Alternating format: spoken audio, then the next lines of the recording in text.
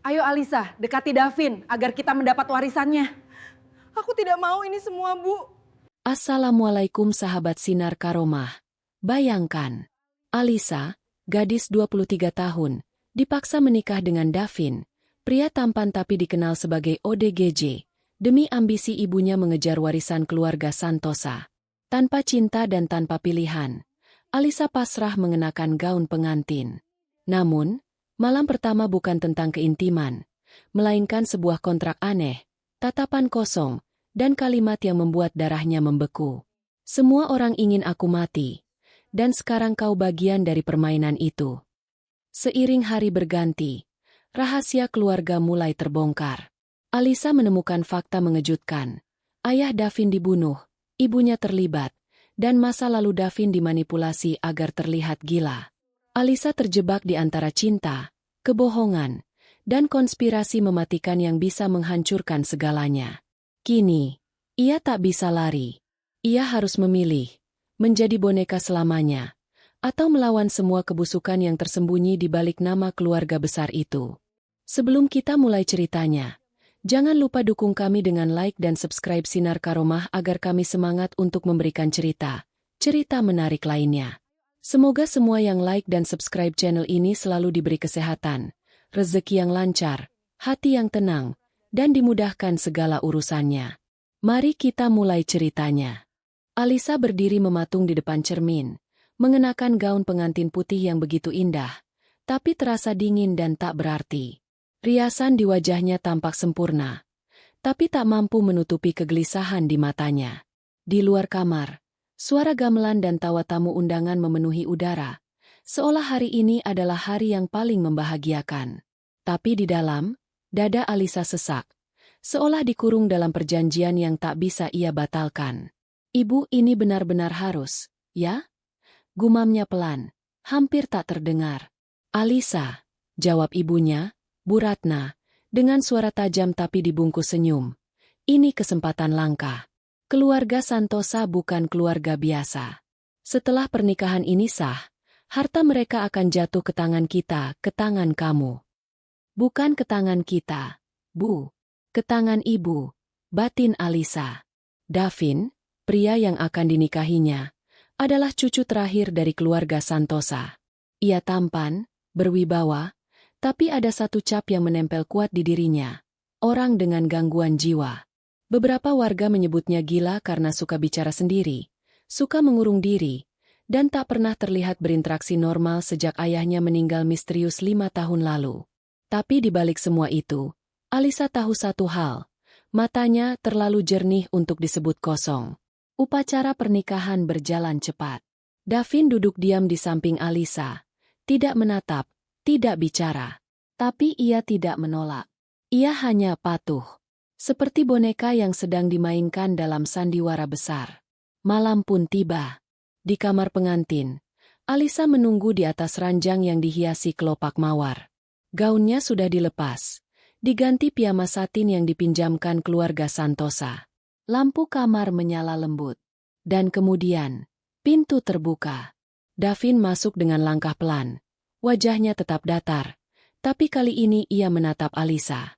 Tatapan itu tajam, menusuk, dan sunyi. Aku tahu kamu tidak mau menikah denganku, katanya akhirnya, dengan suara berat dan lambat. Alisa terdiam. Tak menyangka akan mendengar kalimat sejujur itu. Aku juga tidak mau menikah dengan siapapun. Tapi ini, bagian dari permainan yang harus kujalani. Alisa menelan ludah. Permainan.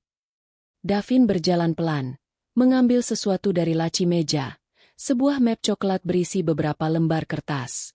Ia meletakkannya di meja kecil, lalu berkata, "Ini kontrak. Aku hanya butuh kamu berpura-pura menjadi istri yang baik selama 3 bulan. Setelah itu, kita bisa cerai, kau bisa ambil bagian dari warisan, dan aku bisa kembali ke peranku semula." "Apa maksudmu dengan peran semula?" tanya Alisa, pelan. Davin menoleh. Senyum kecil terbit di sudut bibirnya, tapi tanpa rasa bahagia. "Semua orang ingin aku mati. Dan sekarang kau bagian dari permainan itu." Tubuh Alisa membeku. Suasana kamar seketika berubah dingin. Apa maksudnya? Siapa yang ingin Davin mati?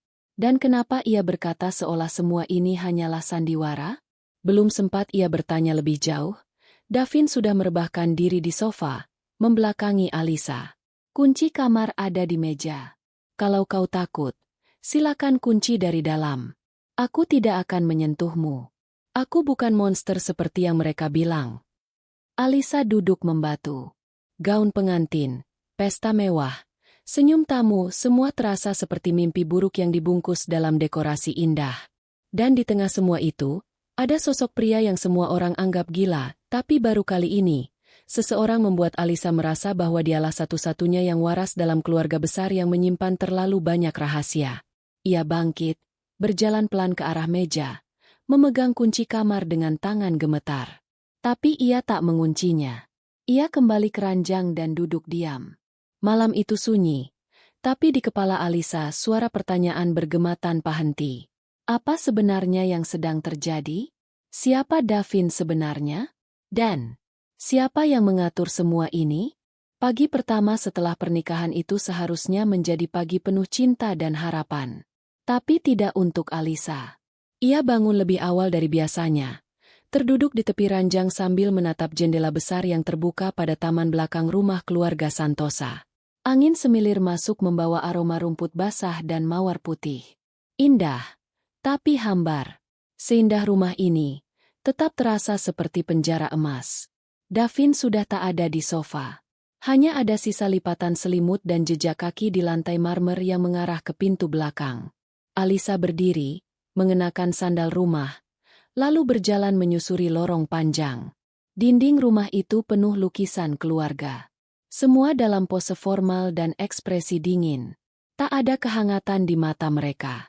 Semuanya seperti potret palsu. Ia berhenti di depan salah satu lukisan besar. Seorang pria parubaya dengan sorot tajam dan aura wibawa. Di bawahnya tertulis, Darmawan Santosa, pendiri dinasti Santosa, wafat 5 tahun lalu. Itu pasti ayah Davin. Tatapannya seolah hidup, seolah sedang mengawasi setiap orang yang lewat. Dia dibunuh. Suara berat terdengar dari belakang. Alisa terkejut dan berbalik. Davin berdiri di ujung lorong, mengenakan sweater abu-abu dan celana hitam. Wajahnya tetap tanpa ekspresi. Tapi ada sesuatu di matanya. Rasa luka yang dipendam lama. Apa maksudmu dibunuh? Tanya Alisa, pelan. Mereka bilang jantungnya berhenti saat tidur.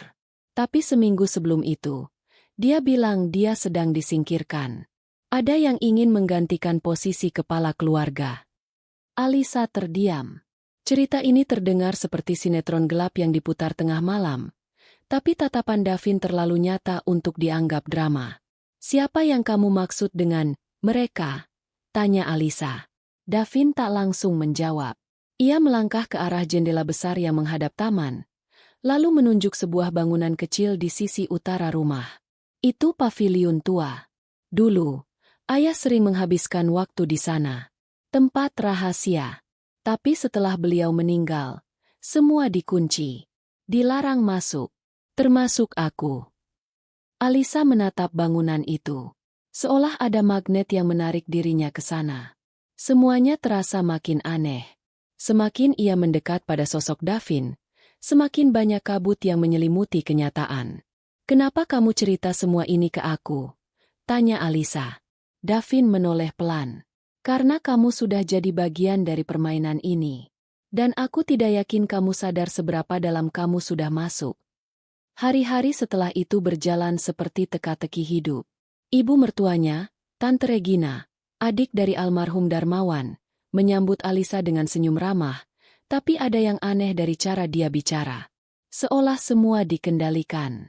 Seolah keluarga ini bukan cuma kaya, tapi juga punya aturan main sendiri yang tak tertulis. Suatu malam, saat Alisa turun ke dapur untuk mengambil air, ia mendengar suara dari ruang kerja. Pelan, ia mengintip dari celah pintu. Tante Regina sedang bicara di telepon. Suaranya rendah dan tajam. Kalau dia mulai curiga, pastikan pintu paviliun tetap terkunci. Dan soal Alisa, dia terlalu polos. Gunakan saja untuk jaga image keluarga. 3 bulan cukup. Setelah itu, kita bisa lanjutkan rencana awal. Alisa mundur dengan napas tercekat. Kata-kata itu menggema di kepalanya seperti palu godam. 3 bulan. Jadi bukan cuma Davin yang punya rencana. Keluarga ini juga memperlakukannya seperti pion dalam permainan catur. Ia kembali ke kamar. Wajahnya pucat. Davin sedang duduk di meja membaca buku. Tapi langsung tahu ada yang tidak beres. Mereka bicara soal aku, bisik Alisa. Dan kamu juga. Davin menutup bukunya pelan. Sudah kubilang, rumah ini penuh jebakan. Tapi kamu bisa memilih, ikut mereka, atau ikut aku. Tapi kalau ikut aku, kamu harus siap. Siap untuk apa?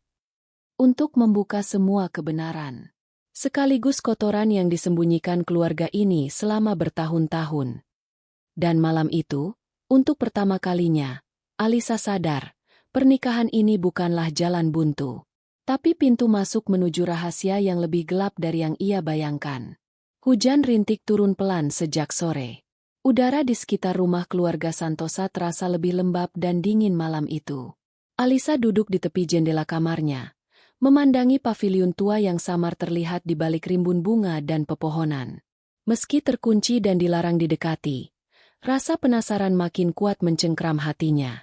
Ada sesuatu di sana, ia yakin, yang bisa menjawab semua kebingungan yang menggantung di rumah ini. Malam itu, saat semua penghuni rumah sudah tidur, Davin mengetuk pintu kamar dengan pelan. Alisa membuka pintu, dan tanpa berkata-kata, Davin mengulurkan sesuatu ke tangannya, sebuah kunci kecil berkarat. Aku mencurinya dari ruang kerja Tante Regina, bisiknya. Ini untuk paviliun. Alisa menatap kunci itu dengan jantung berdegup cepat. Ia dan Davin menyelinap keluar, melewati taman belakang tanpa menyalakan senter. Hanya cahaya dari lampu taman dan kilat di langit yang menerangi langkah mereka. Begitu sampai di depan paviliun, Alisa menatap pintu kayu tua itu. Catnya mengelupas, dan daun jendela dibiarkan tertutup rapat. Ia memasukkan kunci dengan tangan gemetar. Bunyi, klik, terdengar pelan tapi memecah kesunyian. Mereka masuk. Paviliun itu ternyata bukan gudang kosong. Di dalamnya masih tersimpan rapi kursi antik, meja kayu jati, lemari tua, dan rak penuh buku. Semuanya berdebu, tapi tidak berantakan. Di sudut ruangan, ada peti kecil berbentuk kotak surat. Alisa membukanya perlahan, dan di dalamnya ada satu buku bersampul kulit usang. Buku harian ayah, kata Davin lirih. Alisa membuka halaman pertama. Tulisan tangan Darmawan Santosa menyambut mereka. Aku tahu waktuku tidak lama. Mereka pikir aku buta, tapi aku melihat. Aku tahu rencana Regina. Dia ingin menghapus garis keturunanku, agar seluruh warisan bisa dikuasai olehnya. Alisa menelan ludah. Davin memejamkan mata, seolah menahan amarah. Halaman demi halaman mereka baca bersama. Di dalamnya tertulis bagaimana Regina, yang tak bisa memiliki anak, merasa warisan keluarga akan lepas darinya jika Davin tumbuh dewasa dan menjadi kepala keluarga berikutnya. Maka, perlahan ia menyebar isu tentang gangguan jiwa Davin. Diperkuat dengan insiden-insiden yang dimanipulasi. Salah satu catatan menyebutkan sebuah kejadian tragis. Davin dikurung selama 3 hari di ruang bawah tanah oleh pamannya, lalu dibiarkan menangis dan berteriak tanpa makanan, agar ketika diselamatkan, ia terlihat tidak stabil. Aku tidak ingat itu, gumam Davin. Itu trauma, jawab Alisa pelan. Mereka membaca hingga larut malam. Semakin dalam mereka menyelami isi buku itu, semakin jelas bahwa keluarga ini bukan keluarga biasa. Ini seperti kerajaan penuh intrik, dengan Davin sebagai pangeran yang dikunci di menara agar tak bisa naik tahta. Aku yakin pembunuh ayahku adalah Regina, kata Davin dengan suara dingin. Dan mereka akan lakukan hal yang sama padaku. Tapi sekarang, kamu sudah tahu. Kamu harus keluar dari permainan ini. Alisa menggeleng. Aku tidak akan pergi. Kenapa? Ini bisa membunuhmu, Alisa. Ia menatap Davin dalam-dalam. Karena aku tidak sanggup dia melihat seseorang dipaksa menjadi gila hanya demi kekuasaan. Kalau aku pergi, Aku sama jahatnya dengan mereka. Davin terdiam. Lalu, untuk pertama kalinya sejak mereka menikah, ia menggenggam tangan Alisa. Entah. Bukan skenario. Bukan sandiwara. Tiba-tiba, suara langkah kaki terdengar dari luar paviliun. Mereka saling menatap. Tanpa berkata-kata, Davin mematikan lilin di meja. Gelap. Langkah itu mendekat. Lalu berhenti di depan pintu. Seseorang tahu mereka ada di sana. Dan sekarang mereka bukan lagi pembaca cerita dalam buku harian itu. Mereka menjadi bagian dari halaman berikutnya. Malam itu, langkah di depan paviliun tak berlanjut menjadi ketukan. Tapi Davin dan Alisa tahu, seseorang telah mengawasi. Mereka menunggu dalam gelap, napas tertahan, hingga suara itu menghilang perlahan. Lilin dinyalakan kembali. Tak ada waktu untuk membahas siapa yang ada di luar. Mereka langsung menyembunyikan buku harian itu di balik papan lantai yang sedikit renggang. Keduanya kembali ke rumah dengan wajah datar, berusaha menyatu dengan kesunyian malam. Keesokan harinya, suasana rumah berubah. Tante Regina lebih cerewet dari biasanya. Ia mengeluh soal pelayan yang lambat, makanan yang tak sesuai lidah, dan Alisa yang tampak kurang tersenyum. Semua terasa seperti sandiwara, sengaja dimainkan untuk mengusir ketegangan, atau menutupi sesuatu yang lebih kelam. Di sore hari, Davin dan Alisa diundang makan bersama seluruh anggota keluarga Santosa. Duduk di meja makan panjang yang dihiasi lilin-lilin mahal, ada sepupu-sepupu dari cabang keluarga lain, semua tampak elegan dan licik. Mereka tersenyum, tapi seperti ular yang menyembunyikan taring. Davin, bagaimana rasanya menikah? Sudah mulai waras, ya? Celetuk salah satu sepupu pria, tertawa dengan mulut penuh daging. Alisa menegang. Tapi Davin hanya tersenyum tipis, lalu berkata, mungkin lebih waras dari yang kalian kira. Hening sejenak, lalu tawa meledak lagi, tapi terasa kaku. Regina melirik tajam. Alisa, sayang ingat ya, keluarga ini punya sejarah panjang menjaga nama baik. Jangan sampai ada yang mencorengnya, ujar Regina sambil memotong steak perlahan. Alisa membalas dengan anggukan. Tapi di dalam hatinya, ia tahu, itu ancaman terselubung. Malam harinya, Davin menarik Alisa ke ruang baca rahasia di lantai 3. Ia membuka brankas tua di balik lukisan, dan mengeluarkan satu lagi dokumen yang mencengangkan, salinan wasiat asli dari Darmawan Santosa. Ini disimpan ayahku di balik rak buku. Tak banyak yang tahu keberadaannya, kata Davin. Wasiat itu menyebutkan bahwa seluruh harta keluarga akan diwariskan langsung kepada Davin, tanpa perantara. Tapi ada syarat. Ia harus menikah dan mempertahankan pernikahan itu selama 3 bulan penuh tanpa perceraian. Ini alasan kenapa mereka mendesak pernikahan cepat. Mereka pikir aku akan gagal menjaga rumah tangga dan dengan itu, semua warisan bisa beralih ke Regina. Alisa menggertakkan gigi.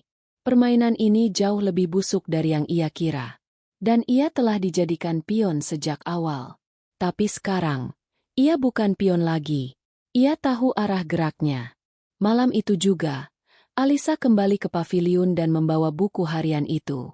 Mereka memfoto semua halaman, menyimpannya di drive rahasia, lalu membakar buku aslinya, menghilangkan satu-satunya bukti fisik yang bisa menjadi alasan Regina bertindak lebih kejam. Namun, belum sempat api padam sepenuhnya, terdengar suara keras dari halaman belakang. Suara pintu dibanting, dan jeritan seorang pelayan perempuan. Mereka keluar berlari. Seorang pelayan bernama Mbak Wati terduduk di tanah. Wajahnya pucat. Tadi, saya lihat, ada yang intip dari balik jendela paviliun. Saya kira hantu. Tapi dia pakai jas hitam. Davin dan Alisa saling tatap. Itu bukan hantu. Itu mata-mata. Bisa jadi suruhan Regina. Atau seseorang yang jauh lebih berbahaya. Keesokan paginya, berita mengejutkan meledak di dalam rumah. Regina jatuh sakit mendadak. Tak sadarkan diri. Dokter keluarga bilang itu akibat tekanan darah tinggi. Tapi Alisa tahu, ini bukan tekanan darah biasa. Seseorang sedang mengguncang istana busuk ini dari dalam. Dan bisa jadi, Mereka bukan satu-satunya yang mengincar warisan itu. Karena saat Alisa masuk ke kamar Davin malam itu, ia menemukan secari kertas diselipkan di balik pintu. Kalau kau pikir hanya Regina yang bermain, kau naif. Lihat siapa yang tertawa terakhir. Bukan Regina. Tapi seseorang yang meniru tandanya. Perang belum dimulai. Tapi ancaman sudah berdiri di depan pintu. Alisa duduk di depan cermin kamarnya, menatap bayangannya sendiri yang tampak jauh berbeda dari 2 minggu lalu. Mata itu tak lagi penuh ketakutan. Kini, yang terlihat adalah tekad. Ia datang ke rumah keluarga Santosa sebagai pengantin boneka. Tapi kini, ia adalah ancaman bagi kebusukan yang selama ini tertutup tirai emas. Davin masuk tanpa suara, membawa flash disk kecil. Aku berhasil salin data ke laptop dari sistem kamera pengawas. Ujarnya sambil duduk di sampingnya. Dan ternyata, Regina bukan satu-satunya yang mengatur semua ini. Alisa menoleh. Siapa lagi? Ia menunjukkan rekaman. Pria parubaya bernama Pak Herman, pengacara keluarga yang selama ini terlihat netral. Di video, ia tampak bicara dengan seseorang lewat telepon. Satu kalimat membuat darah Alisa mendidih. Setelah 3 bulan, kita bisa buat si Davin itu kembali. Gila. Video lama tinggal kita sebarkan lagi. Alisa, tenang aja. Dia pikir dia penyelamat. Davin mengertakkan rahang. Mereka tak hanya ingin warisanku. Mereka ingin menghapusku. Dan kamu jadi korban sampingannya. Malam itu juga, Alisa menyusun rencana. Ia tak akan lagi jadi bagian dari permainan orang lain. Ia akan buat panggung sendiri. Dengan menyamar sebagai staf catering, ia menyusup ke ruang kerja Herman dan mencuri beberapa dokumen penting, termasuk rekaman suara dan transaksi dana ke rekening-rekening mencurigakan. Bersama Davin, mereka menghubungi jurnalis lama kenalan ayah Davin yang masih menyimpan simpati terhadap keluarga Santosa. 2 hari kemudian, ledakan terjadi. Bukan bom, tapi lebih berbahaya dari itu. Berita tentang konspirasi keluarga Santosa tersebar di media nasional. Semua yang selama ini ditutupi, manipulasi, penggelapan, pelecehan kuasa, dan pemalsuan medis, terungkap. Foto-foto, dokumen, dan kesaksian lama muncul bersamaan, membentuk badai yang tak bisa dihentikan. Regina dibawa ke rumah sakit jiwa karena syok berat. Pak Herman ditangkap saat hendak kabur ke luar negeri. Sementara Davin, akhirnya diundang bicara oleh notaris resmi dan diumumkan sebagai penerima sah seluruh warisan Darmawan Santosa. Tapi bukan itu yang membuat Alisa terdiam waktu ia mendengar kabar tersebut. Yang membuatnya meneteskan air mata adalah kalimat Davin di hadapan wartawan. Saya tak ingin harta ini hanya menjadi simbol luka. Saya ingin membangunnya ulang, dengan nilai dan cinta yang jujur. Dan semua itu berawal dari perempuan yang berani melihatku bukan sebagai orang gila, tapi sebagai manusia. Hari berganti, rumah besar itu kosong. Banyak yang pergi, banyak yang ditangkap. Tapi Alisa dan Davin tetap di sana. Mereka merobohkan paviliun lama, menggantinya dengan taman terbuka. Buku harian sang ayah mereka bingkai dan simpan sebagai pengingat, bahwa kebenaran bisa saja dikubur, tapi akan bangkit bila waktunya tiba. Di suatu sore, saat matahari mulai turun, Alisa duduk bersama Davin di bangku taman. Tak lagi dibayangi ketakutan. Tak lagi terjebak dalam skenario siapapun. Apa kamu masih merasa bagian dari permainan itu? Tanya Alisa sambil menyender ke bahu suaminya. Davin tersenyum kecil. Tidak, karena sekarang aku tahu, kita yang pegang bidaknya. Dan di balik nama keluarga yang nyaris menghancurkan segalanya, mereka membangun kembali makna dari cinta, kebenaran, dan keberanian.